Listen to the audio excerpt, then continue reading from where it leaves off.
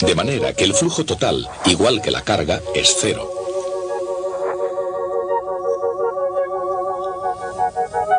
El flujo magnético se define exactamente de la misma manera.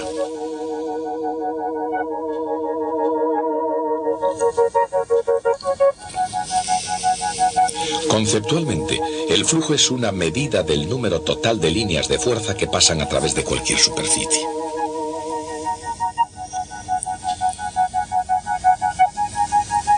Pero como todos los imanes son dipolos, el flujo magnético total a través de cualquier superficie cerrada es siempre cero.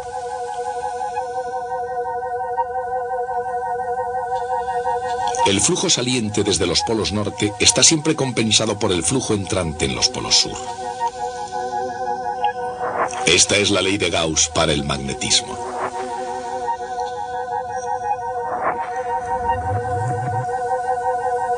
Entonces, como para cualquier otro imán, el flujo magnético total que sale de la Tierra es exactamente igual que el flujo que entra en la Tierra. Pero, ¿de dónde viene el flujo de los planetas? El principal campo magnético de la Tierra sabemos que está producido por el flujo de corrientes eléctricas a gran escala en las profundidades de la Tierra. El campo tiene otras componentes, pero el campo principal, la componente dipolar, está asociada con esas corrientes. No se sabe con exactitud cómo se produce el campo magnético. No se tiene un modelo aceptado en detalle para el mecanismo de producción. Se sabe, sin embargo, que está de algún modo relacionado con el movimiento de estos materiales conductores derretidos en la rotación de la Tierra. Esos materiales son, sobre todo a grandes profundidades, fundamentalmente níquel y hierro fundidos. Dado que el campo magnético de la Tierra proviene de la rotación de la misma, se alinea más o menos con esa rotación. En realidad, todo el campo da una oscilación por día, ya que está desplazado unos 11,5 grados. Esta diferencia se conocía desde la antigüedad. Los investigadores han tratado siempre de compensarla. Unos con más éxito que otros. Pero incluso los mejores navegantes consideran que el campo magnético de la Tierra no está completamente fijo. El campo magnético de la Tierra está cambiando continuamente. De hecho, las cartas de navegación, esas que usamos para determinar nuestra dirección tomando medidas con brújulas, tienen que ser cambiadas con bastante frecuencia, con el fin de que sean suficientemente precisas para la navegación. De manera que el campo está cambiando constantemente. Hablando en términos de millones de años, cambia mucho más impresionantemente que eso. De hecho, la polaridad realmente se invierte, y no de forma periódica, sino de forma aperiódica. Sin embargo, frecuentemente en términos de tiempo geológico.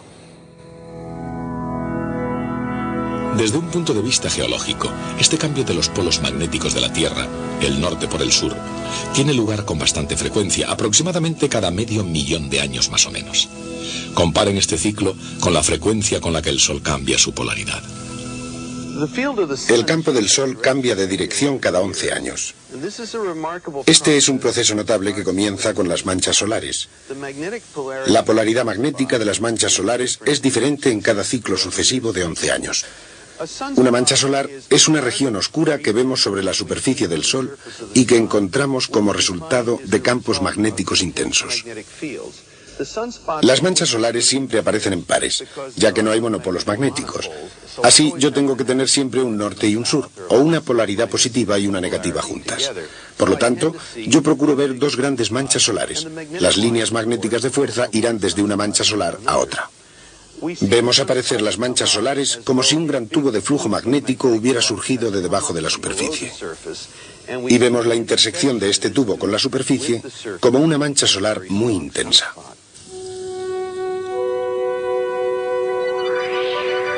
Las manchas solares muy intensas producen consecuencias muy intensas.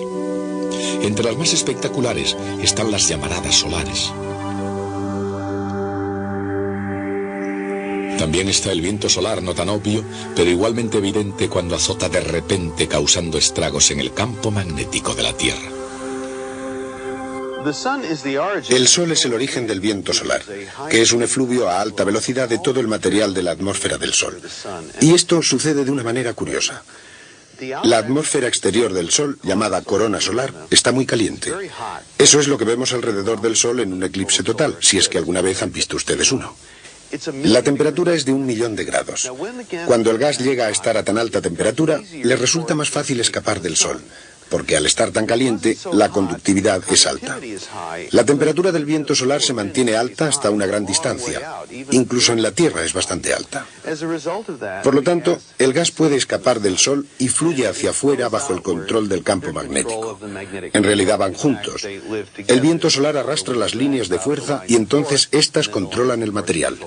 De manera que el Sol es el responsable del viento solar al calentar el material de la corona.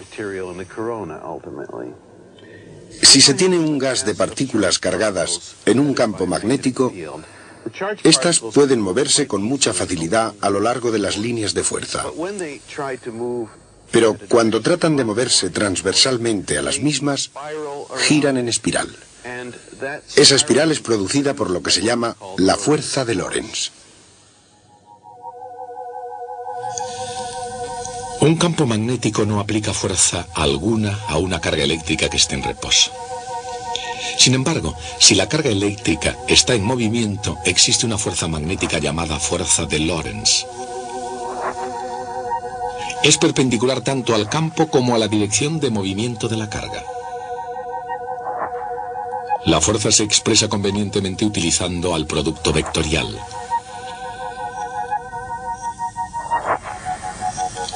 Como la fuerza magnética que actúa sobre una carga eléctrica en movimiento es siempre perpendicular a la velocidad, la fuerza no la hace aumentar ni disminuir. En lugar de eso, las cargas tienden a seguir trayectorias, en forma de circunferencia o de hélice. En campos magnéticos no uniformes, las cargas eléctricas pueden ser atrapadas, como en el caso, por ejemplo, de los cinturones de radiación de Van Allen. Cerca de las regiones polares, las partículas cargadas se acercan a veces lo suficiente como para chocar con la atmósfera, emitiendo luz, como los electrones al chocar con una pantalla de televisión. Ese es el origen de la espectacular aurora en los polos norte y sur. Sin embargo, en general, el efecto del campo magnético es mantener las partículas cargadas lejos de la Tierra. El campo magnético de la Tierra actúa como un escudo protegiéndonos de las partículas energéticas del Sol y de los rayos cósmicos, de manera que en realidad somos afortunados por tener el campo magnético de la Tierra. Es una de las cosas que estimulan la vida en la Tierra tal como la conocemos. Algunos otros planetas tienen campos magnéticos. Júpiter, Saturno y Urano tienen campos magnéticos. Venus no tiene un campo magnético. Y en realidad, aunque antes la gente solía llamar a Venus gemelo de la Tierra porque son de tamaños similares y están casi a la misma distancia del Sol, ahora sabemos que no es ese el caso. Venus es como una Tierra en decadencia y la razón es que no tiene campo magnético que lo proteja como lo tenemos en la Tierra. Cuando William Gilbert proclamó que la Tierra se comportaba como un imán gigante, apenas se dio cuenta de que había dado con uno de los ingredientes decisivos que hacen posible la vida en la Tierra. Sin duda hemos aprendido mucho sobre la naturaleza del magnetismo, pero no olvidemos que todo comenzó con este libro de William Gilbert. Un libro que de hecho es muy raro. Se cree que solo existen 60 y tantos ejemplares de esta primera edición en todo el mundo. Y este ejemplar en particular es más especial porque tiene una inscripción en la primera página que se cree fue escrita por el propio Gilbert. Si esto fuera cierto, esta es la única muestra conocida de la escritura de Gilbert. Sin embargo, este libro, valioso y excepcional, no es lo más antiguo que se ha escrito sobre magnetismo. En realidad, hay un manuscrito sobre magnetismo que proviene de más de 300 años antes de que se editara el libro de Gilbert. Fue escrito por un hombre llamado Pierre de Maricourt, también conocido como Peter Peregrinus. Hoy diríamos peregrino, para recordarlo, Perico el Peregrino. Me gustaría decirles todo lo que se conoce sobre este personaje misterioso. Tenemos un manuscrito de él llamado Epístola, que es la palabra latina para carta, una carta escrita por él. El título de esta carta es Carta sobre el imán de Peter Peregrinus de Maricourt a Sigyrus de Fouquecourt, soldado. Punto. Fin del título. Luego, la carta en sí es una descripción del comportamiento de los imanes, algo sobre magnetismo y nada en absoluto sobre el propio Peter. Solo al final de la carta y a manera de conclusión dice: en el campo de batalla, en el sitio de Lucera, en el año de nuestro Señor de 1269, 8º día de agosto. Y esto es todo lo que se sabe acerca de Peter Peregrinus. Basados en esta información, los historiadores nos han dicho que era un ingeniero del ejército de Carlos de Anjou, rey de Sicilia, que era de cuna noble, que provenía de Maricourt, en la Picardía, que era teólogo y a lo mejor incluso franciscano. ¿Que cómo saben los historiadores todo esto? Tengan en cuenta que ellos tienen imaginación erudita. Bueno, no solo los eruditos tienen imaginación. El propio Peter Peregrinus era imaginativo. Fue el primero en inventar una máquina magnética de movimiento perpetuo. Fue la primera de una larga serie.